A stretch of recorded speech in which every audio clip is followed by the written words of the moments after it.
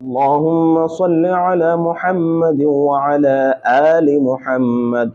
আলে মুহাম্মাদের ভালোবাসা প্রত্যেকটা মুসলিমের জন্য ফরজ। আপনার মধ্যে যদি আহলুল বাইত, এই যে আহলুল বাইত শোনেন না, আহলুল বাইত হচ্ছে মুহাম্মদ সাল্লাল্লাহু আলাইহি ওয়াসাল্লামের বংশধর। মুহাম্মদ সাল্লাল্লাহু আলাইহি ওয়াসাল্লামের বংশধর কারা?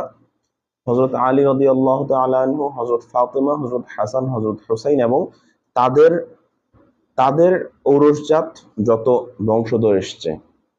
এই আলে মুহাম্মাদের প্রতি ভালোবাসা আপনাকে সাহাবায়ে কেরাম রিদওয়ানুল্লাহি তাআলা আলাইহিম আজমাইন থেকে বেশি ভালোবাসতে হবে।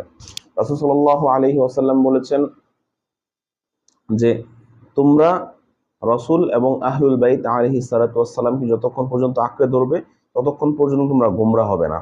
ঠিক আছে? তো আহলুল বাইত আলাইহিমুস সালাতু ওয়াস সালাম সম্পর্কে জানা এবং বোঝা।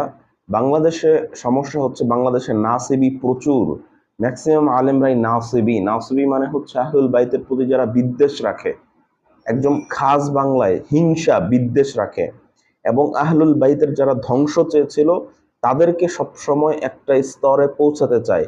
এই ধরনের আলেমদের সংখ্যা বাংলাদেশে একদম সবচেয়ে বেশি।